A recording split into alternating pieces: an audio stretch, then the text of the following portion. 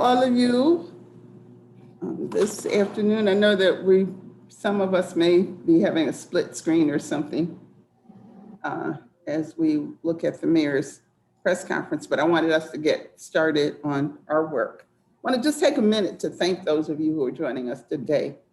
That we just take a moment and recognize the pain and loss in our city in the wake of Daniel Prude's death. This has been a traumatic instance, and it's very trying for all of us, particularly Mr. Prude's family. Earlier today, council called on Attorney General Leticia to come to our city and speak directly to the citizens so they could know what's happening with her investigation. We asked that she expend additional resources and staff to handle this case with transparency and urgency, and just put this word alacrity in there. We need it done quickly, and know that those things tend to take a while sometimes. We also sent a letter to Mayor Warren asking that the officers involved in Mr. Prude's death be placed on administrative leave immediately, and that the city drop all charges against the peaceful protesters from yesterday who were voicing concerns and feelings to the community. We also asked that the mayor join the council in a commitment to expand funding for the county's forensic intervention team, FIT, as a part of the county's Office of Mental Health. We know that the mayor intends to respond to the community this evening. In fact, she's doing that now, and we'll review her response when we're done with this. We owe it to Mr. Prude and his family to make changes to our system. We owe them that, and to ensure that no other life is needlessly lost. I now ask that we take a moment of silence as we reflect on Mr. Prude's life. Just take a moment to reflect.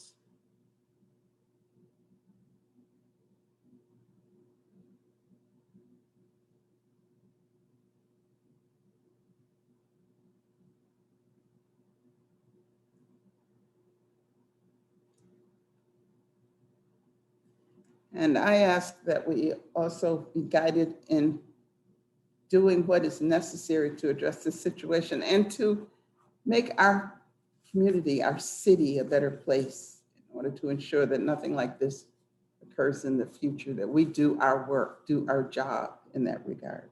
So now with that, let's begin reviewing the legislation for our September 15th council meeting. Thank you, President Scott. I have before us in the Finance Committee, introductory number 326, the cancellation or refund of erroneous taxes and charges. Does anyone have any questions on introductory number 326?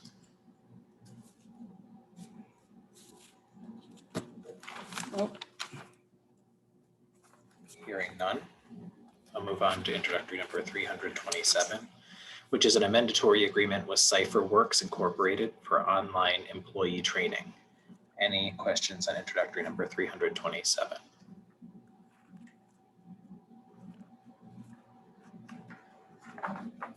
We had a tweener that came in, introductory number 345, that came in today, which is an agreement for expert witness services. In case individuals didn't have a chance to see that, I have it to be pulled up on our screen. It is a law department transmittal and a continuation of services for expert witness services as outlined.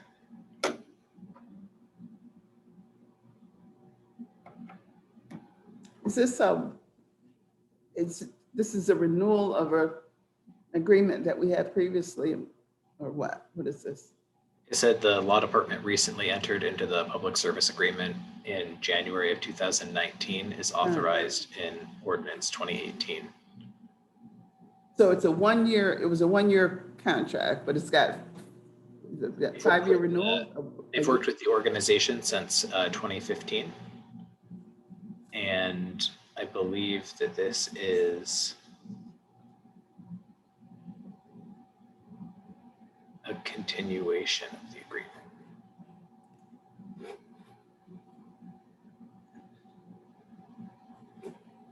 Yeah, I'm not, you can skip it, then we can get back to it, because that it just, it's not sort of going together for me. If we just did this, and it looks like it was for 5 years, we'd have annual renewals maybe. Yeah. I know that folks might be seeing this now because it came in later today. So if you do have questions on it, you can email them to me. I can get them to the administration tomorrow morning. Okay. That's the last item in the Finance Committee. We'll be moving on to Neighborhood and Business Development and introductory number 328, which is the sale of real estate. Are there any questions on introductory number 328? I had a question on the price. It's $1,800 for this parcel, and I'm just wondering if that has more to, it's higher than I've seen, and wondering if that has to do with the price or the fact that it's in an industrial area.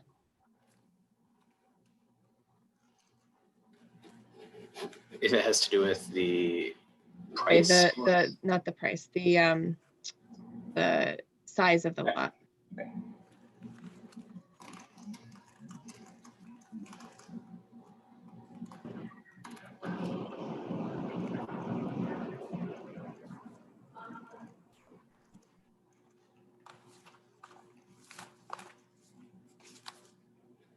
Sorry.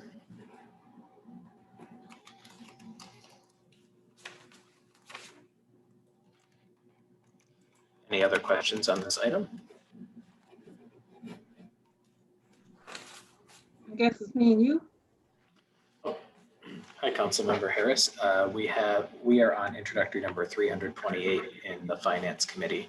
If there's anything in the NBD Committee, if there's anything you had in Finance, you can let me know. And we are going to move on, if there are no other questions on 328, to introductory number 329, which is an amendatory agreement for the Northeast Quadrant Historic Resources Survey. Any questions on introductory number 329? Are we doing one of those surveys for all of the quadrants? Or is this as a part of a plan that you know how each of the quadrants had developed plans for their area? And is this unique to the Northeast? They just felt it important to do that, or what? Certainly we'll ask. Okay.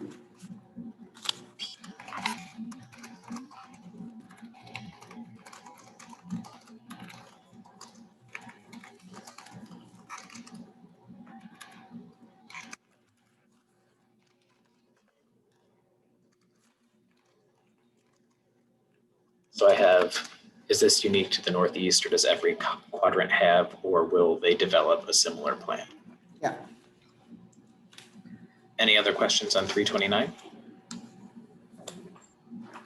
Move on to introductory number 330, which is a zoning map amendment for 17 to 19, 25, 29, 35, 37 through 39, 45 through 47, 51, and 55 through 99 Federal Street. Any questions on introductory number 330? I have a question. How could the city hold developers to the landscaping improvements? Hold them responsible for it.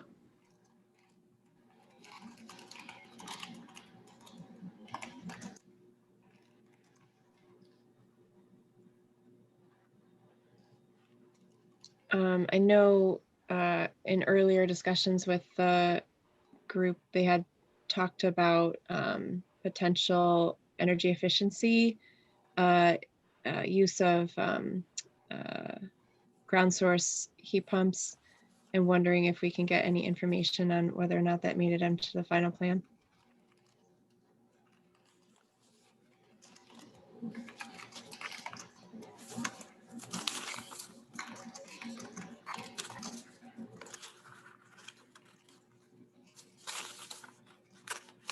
Is it ground source? I'm sorry. Heat pump. Basically geothermal. Any other questions on this item?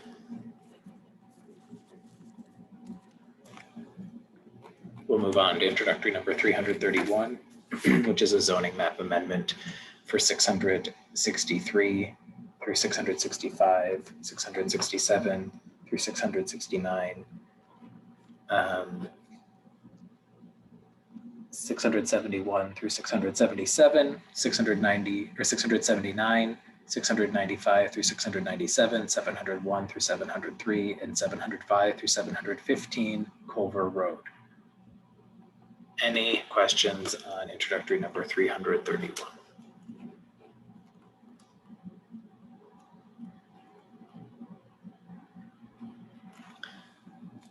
Okay, we'll move on to introductory number 332. It's another zoning map amendment for 15, 19, 23, 41, and 45 Shear Street, 68, 74, 78, 84, 88, and 106 Craig Street. Are there any questions on introductory number 332? Yeah, I don't know if there's anything in here, if neighborhood has been engaged on this. I do see that there's some R1 behind it. Yeah, so has the neighborhood been engaged, and are there any homes, private residences in this block that would be rezoned?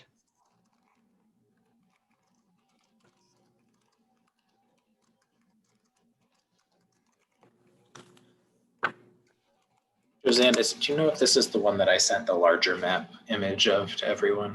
Yes, I believe it is. That's one of them. There were two maps for the first one and this one, I think. So this one has a much larger M1 area around it as well. So Mike or Councilmember Patterson had asked that we share a larger scaled map that you could see what the actual zoning in the area looks like as well. Yeah, and actually I do see that it says 2 are single family dwellings. Would this zoning in any way impact those homeowners?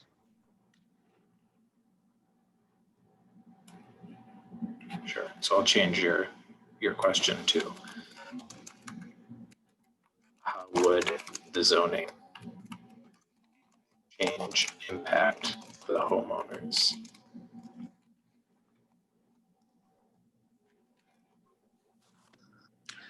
Can they just I mean, I appreciate this line here. The rezoning is the request of the property owner who would like for the zoning map to align with the existing land uses, thus making it conducive to market and operation of subject properties. Just as a question, and because I'd like to see this in writing, talk about the existing land uses that are being referred to here. Certainly. Obviously, we can fill it out, but I'd like to have that in writing.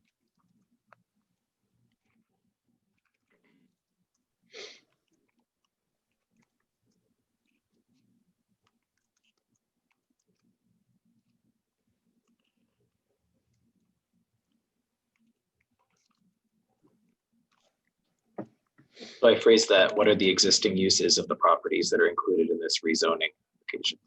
Does that? I don't know Yeah. what they're proposing. Is there, what? Yeah, not. Yeah. I mean, you can ask that too. You can ask that too. But I'm saying it stated they wanted to make it conducive to what was there. So what's meant by that? What's there that this is going to enhance? Because if the line says to align with the existing land uses, thus making it conducive to the market and operation of the subject. So what I'm saying is, being that this is going to align with existing uses and make it more conducive, what's there now that's gonna make it that?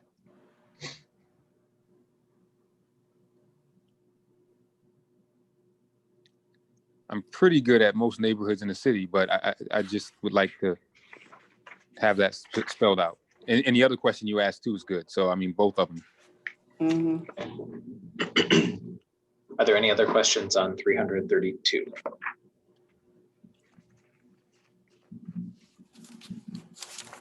We'll move on to introductory number 333, an agreement with Camiros Ltd, zoning code and map update services. This was discussed in brief at our NPD work session.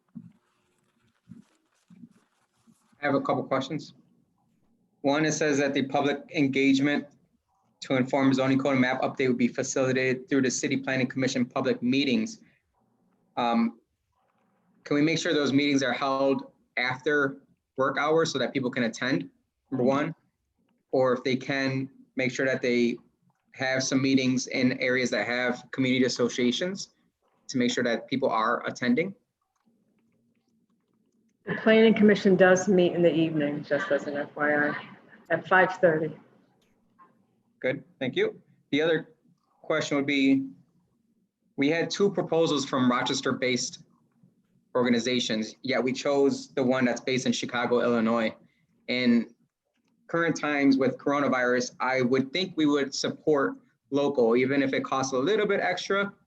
We should put that a little bit extra into local businesses. So why did we choose a Chicago-based one over two local Rochester-based ones? Specifically, not just because it says based on proposal quality, relevant experience and references. I really want to have specifics on this.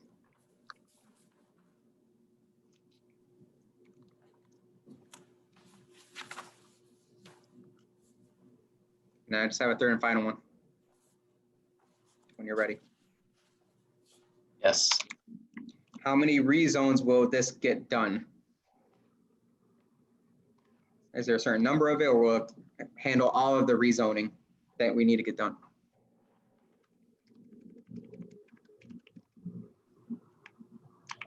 It will handle all the rezoning, but you should ask it. So would you like to say what percentage of the city will this cover?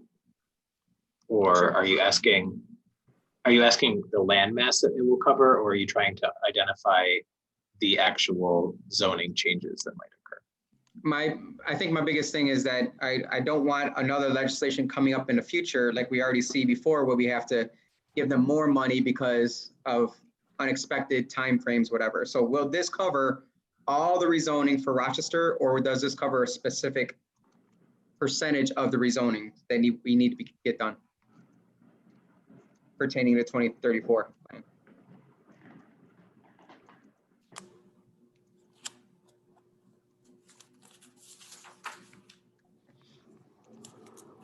I guess my question is more around the public engagement. And I know they talk about the hearings, but will there be further opportunity for back and forth engagement with community about the plan, where they can ask questions, or will it just be the input from here on out one way, where the people can speak, but they're not able to get a question answered? I did ask that question, and my understanding is it will be handled through the planning commission. Okay. So with the, I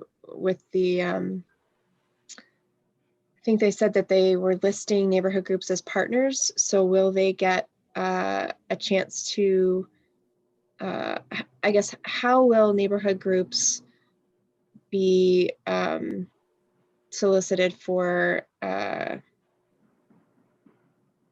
their input? Yeah, I agree. And how will they be engaged? I get your question. But they're going to say it's the planning commission, but so you may want to rephrase it to, can we make sure that Okay. the Okay, so neighborhood associations, yeah. Okay, yes. Can we make sure neighborhood associations will be solicited for input? Thanks, Josanne. Sure.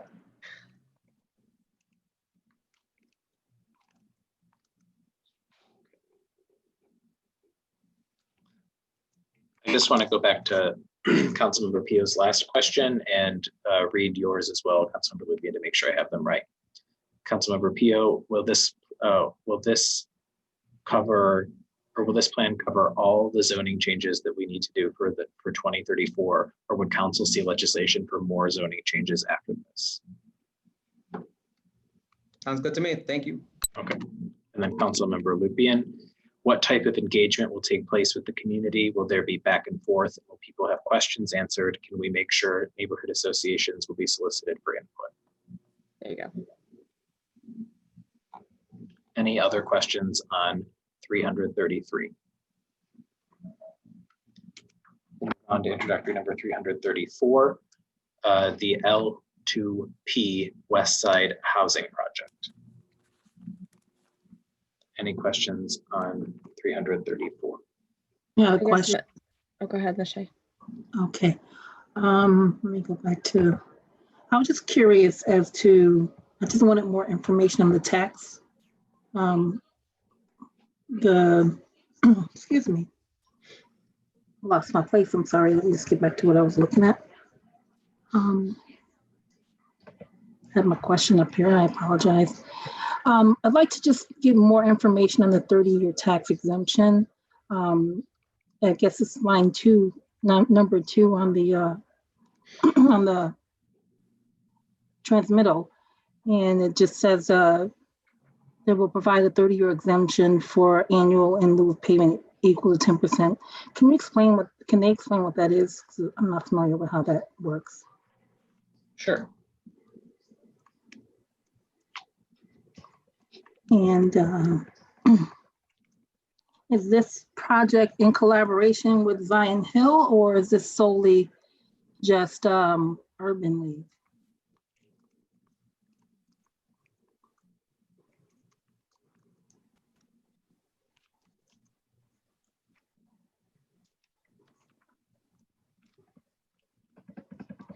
And then I got one final question in regards to the median household income. Is that that number based on Rochester or Monroe County median household income?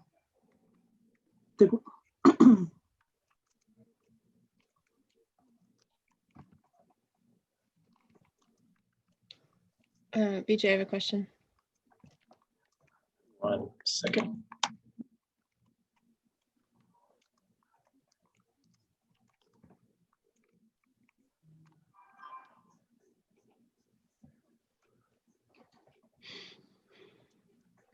Please go ahead, Councilmember Lupien. Thank you. My question is the same for 334, 336. Will there be any displacement of tenants or homeowners on any of these city-owned parcels?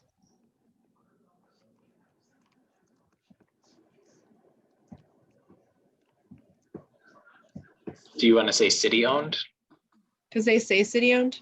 No, I thought you just said city-owned. No, Will no, there be the displacement? legislation says they're city-owned, so it doesn't matter if you include that.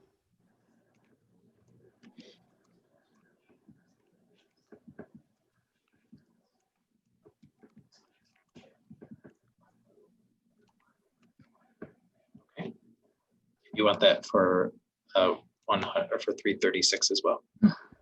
Yeah, the 34, 35, and 36. BJ, I'd like to add some comment to those as well, as far as extend mine to those transmittals. The one about income? Yeah.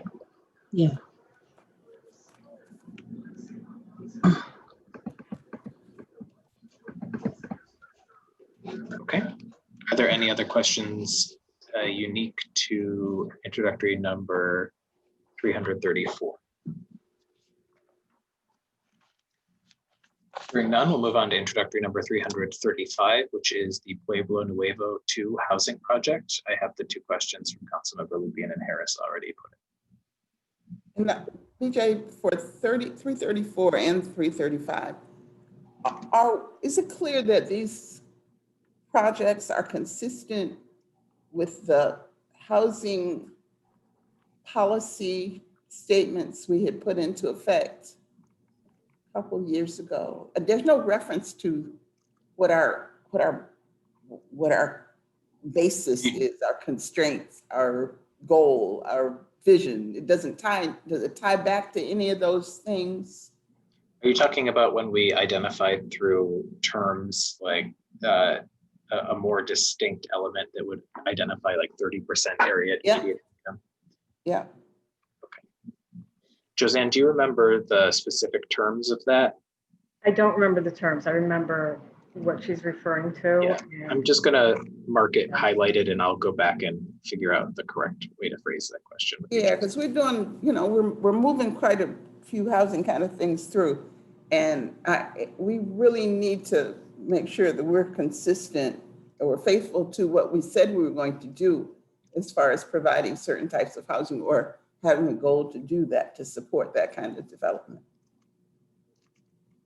So it should be somehow, maybe we don't have to go back and change this or amend this, but certainly I want the answer. And in the future, I want it reflected in our legislation. And just a comment. I mean, I'm always happy to see more rental projects, but home ownership in the city is only about 35%, and some of these folks, when they pay for rent, they probably could have a mortgage. So what's the Yeah. if we can get examples of what the dollar amounts that these rents will be? You're talking about 334 or 335 right 335. That's the one we're on right now, right? now? Yes, but President Scott just went back one, so that's why. Okay, you can, you know what? Ask that on 334 as well. I think 334 is, I think this is a Purchase. project where they're looking at making this lease to purchase. So for the first 15 years of Oh, it, perfect. That's perfect. Yeah. That's perfect. Yeah. Yeah, I like that. I like that. Mhm. I like that a We'll lot. ask- So yeah, we'll Yeah. ask rents associated with 335 then. yeah. But even rents, even the rents associated with on the other one, I'd just be interested in too. It's rent to purchase, which I think is great. And we need to move more towards. I just want to Mhm. know what the rents are going to be on that. Yeah. Because some of this is just education for folks. They don't know. They're paying a lot for rent. They can own their own place. Right. Right. BJ, if you can go back, I'd like to know if they have any conceptual plans for 334 or some renderings.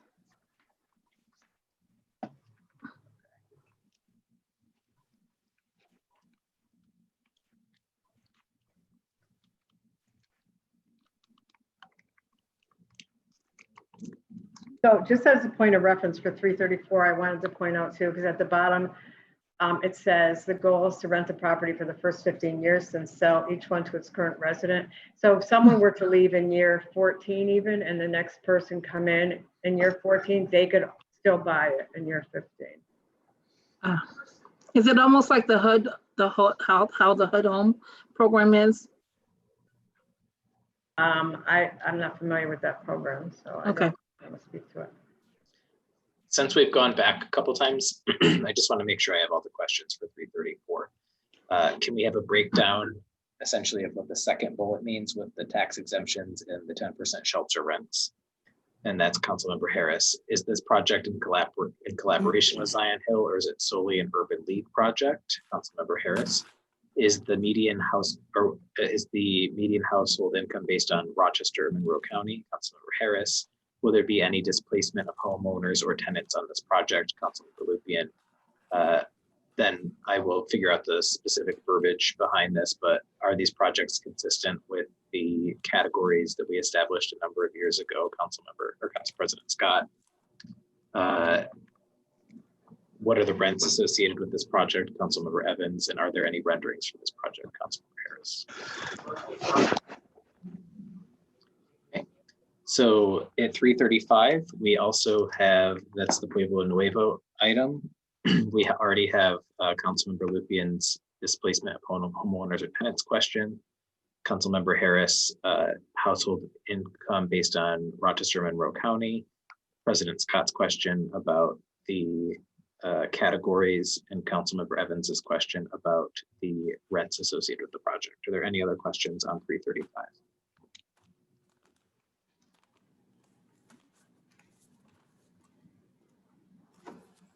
Hearing none, I'm going to move on to 336. The Zion Hill Senior Apartments project.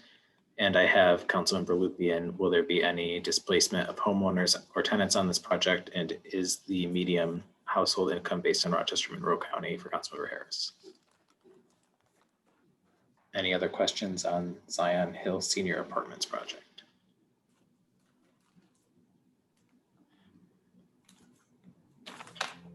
Hearing none, we'll move on to 337. This is an agreement with Opportunity Space Inc. for Building Blocks software license. Any questions on 337?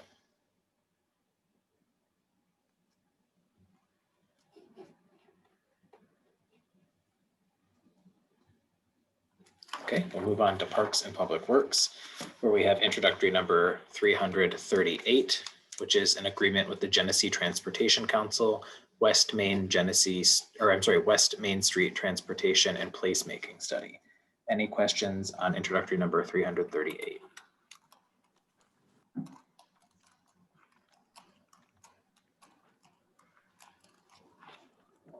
Introductory number 339 is an agreement with New York State Department of Transportation Snow and Ice Control Services. Any questions on 339?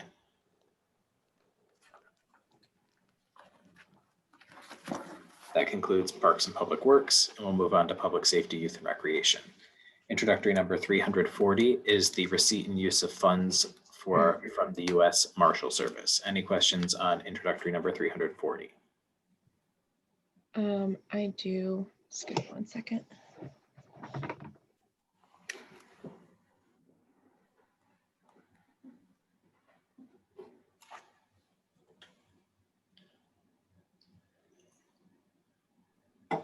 Okay, so I guess what comprises of a compliance check? What do they do?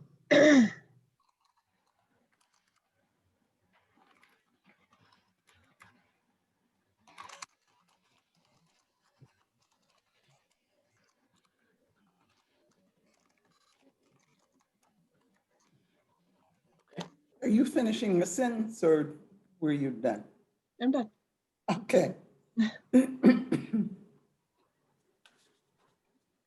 So I assume Mary is asking, but I want to be clear that what I'd like to know is about how many checks are done each year and how many of the offenders or ex-offenders or sex offenders are found to be in compliance.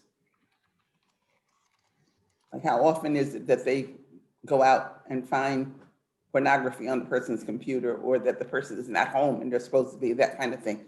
How does that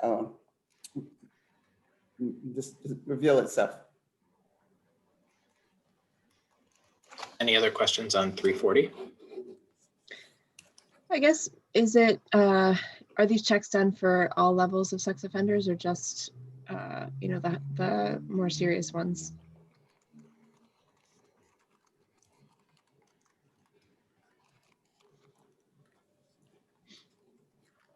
Okay.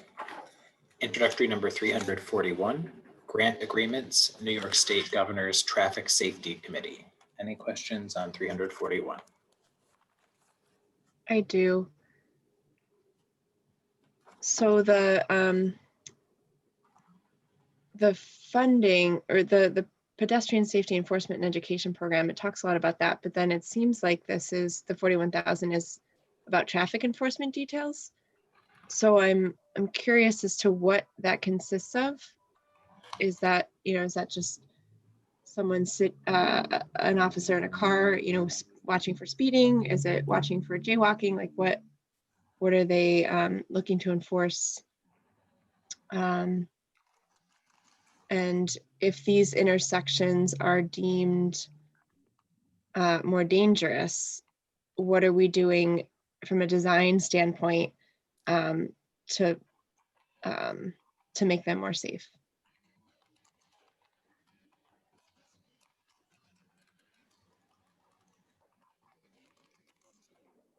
I have a question. One moment, please.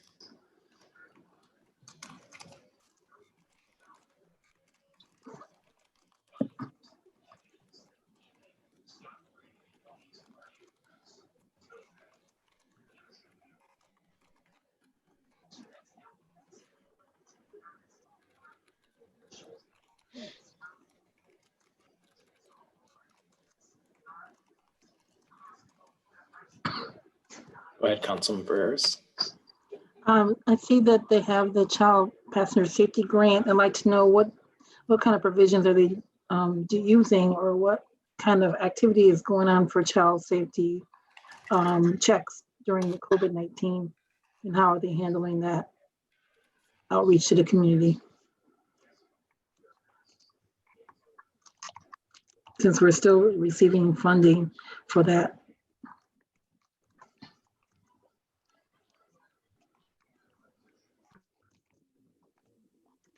Any other questions? Yes. How will this be used to help curb the issues with the motorcycles and four-wheelers that are racing down our streets?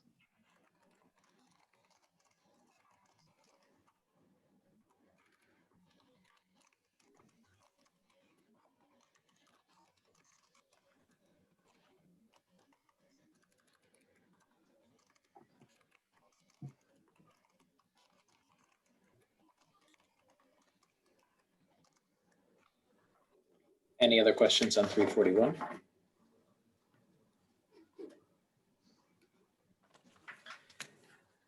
Introductory number 342, mandatory agreements related to the United States Department of Justice, Office of Community-Oriented Policing Services, Community Policing Development Micro Grant. Any questions? Yeah. So just confirming that this data mining is not being used for social media. I think in reading it, it's more about police reports, but just want to get clarification on what exactly the text mining will dig into. So perhaps the question is the data mining exclusively used on police reports? If not, what other documents? Yeah, or media. And then specifically, I wanted to know if it would be used to digitize the reports, the documents that will be posted in accordance to the repeal of 50A.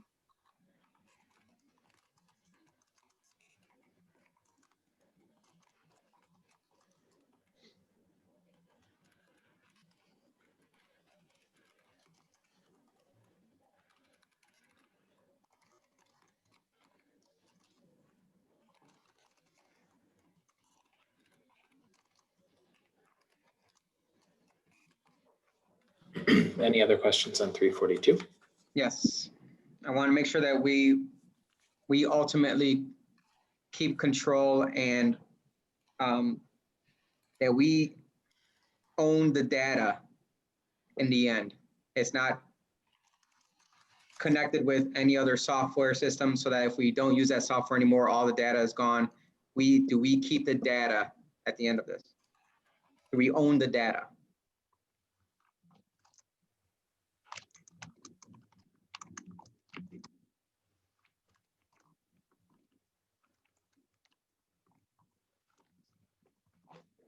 Okay. Any others on 342? So this is an extension of a grant. What's been the results of the previous years of the grant? Because this is going to run through September 30th, 2021. So it doesn't have to be an extensive answer, but what are some of the highlights of the previous year or any other years that justifies continuing?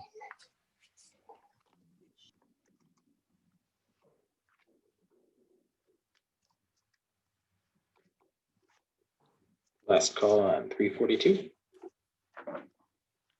Moving on to 343, appropriation for steam engine 2020-2021 annual action plan. Any questions on this item?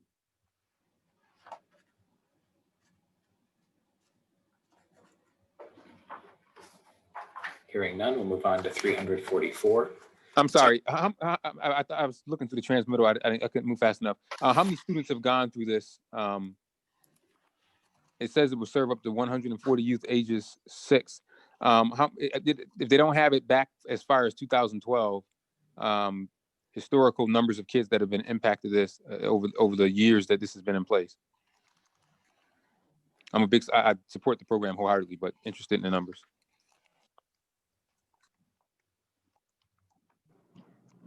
Did you want yearly numbers? Is that what you're asking for? I just want to make sure I, Yeah, if you have that, I mean, if you have that, if not, you know, you may only have, you know, last year or the year before, but if we have since 2012, that'd be great. Just Okay. want to see trends of growth in the program, and if we need to try to supplement it with funds from other places in order to serve more kids. The other question is, it talks about producing an album, a music album. And I don't know whether that's new to this year or whether they've done it in the past. I'd like to know if they've done that previously. If so, where can we have access to that so we can give it a listen? The other question is, I saw on VHS, I think, the story about, can't think of he's a really multimillionaire, billionaire rap producer. They came here, Cash Money Crew, when they came to Rochester years ago at the Blue Cross Arena, and they came back recently, apparently, and met with the mayor and the commissioner around our music program. They're doing something with kids. And where does this fit in that? It just aired a couple of nights ago on VH1 rather.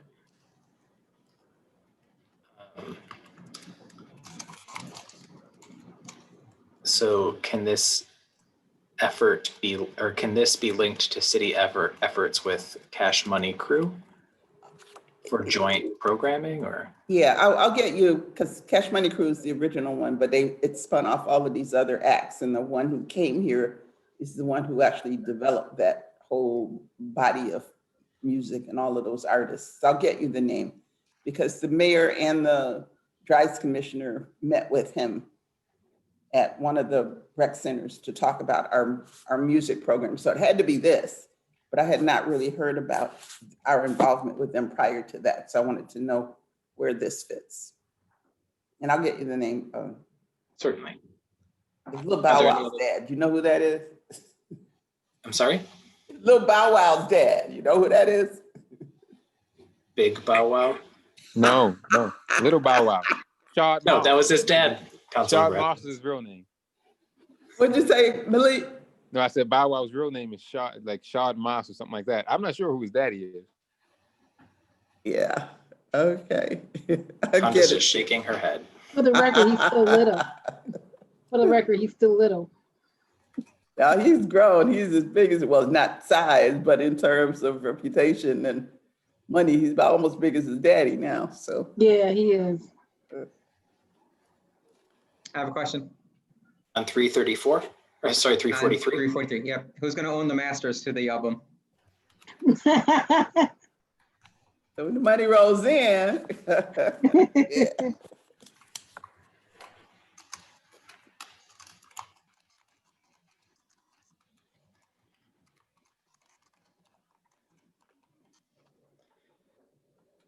So our last piece of legislation tonight is introductory number 344, an agreement with the an agreement with Rochester Area Community Foundation for the Parent Leadership Training Institute. Any questions on 344? I had a question. What are the KPIs for this? I mean, I would say, let's see that it has 150 local alumni. What would be the things that they would have to, you know, meet during the 21-week training? I see there's some things identified, but I'd like to a little bit more details. Would you like to see a syllabus maybe? That'd be great. I'm a KPI. I'm a PLTI grad. Yeah. Oh, you are? Yeah, That's awesome. 2015. It's an amazing program. How do they, and I would like to know how they market this. This is the first. I mean, they put it on the social media, but it's a lot of word of mouth. Okay.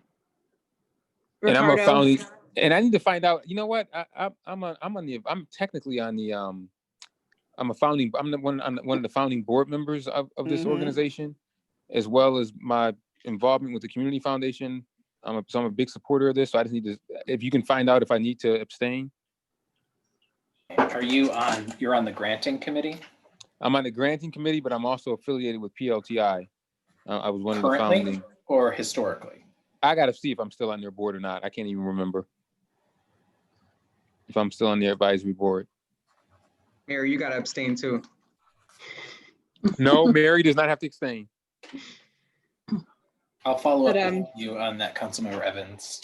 Yeah, All right. so is Ricardo Adams and Ernest Sligman Mitchell. I Yeah, think it's he a was great in the program. first cohort. Yep. Great program. It kind of seems like we need more money going towards this, to be honest. So I'm how can we increase funding for this? I don't think it's Do you just, want to fund this program to churn out more Mies? Yeah. I don't think it's just the city though. This just can't be the city funding. It's gotta be a broad cross section, I think. It is because it's city and suburban parents. Yeah, So they yeah. get So it's their got to be funding. Mhm. yeah. So the city can give some, but I think Jose, to your point, having help bring this to Rochester, you also want to try to get broad-based community support. So So is your question, Jose, what are the other funding sources for this? That sounds like an excellent question. Is Jackie Campbell still the principal? No, Though is she was one of my Jackie's at Rock the Future. facilitators. Jackie's at Rock the Future now. yeah. In fact, I just got my, it's funny you asked that. I'm literally looking at my, because I'm sending a donation to the program, which people can donate to the program, which I'm going to do. The new person is, actually, it could be good to have a work session on it as well. Her name is Deborah Hanmer. Hanmer is the initiative director of the program. I'm interested in learning more about it. I mean, I would think that $10,000 is not a lot of money. I'd love to see more money go to the program like And I this. will say too, like the curriculum is incredible, but also they have a childcare. Mhm. Everyone that goes has their kids watch, but it's not just childcare. It's the curriculum follows the parents, and they provide dinner, so and transportation. So it's really made accessible to folks. I'd like to know also, BJ, how many of those alumni or participants are city residents?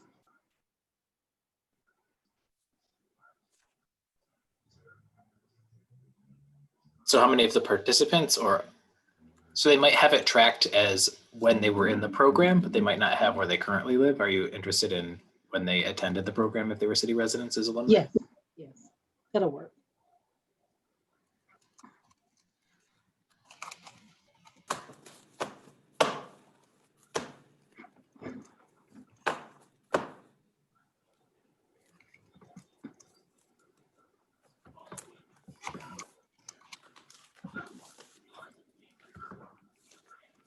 Does anyone else have any last questions on 344? All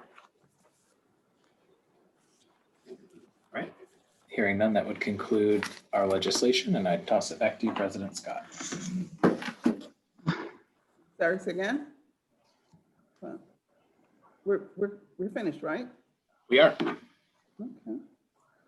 So, thank you all. This wasn't too bad. It was a short agenda, but we still managed to fill up almost an hour.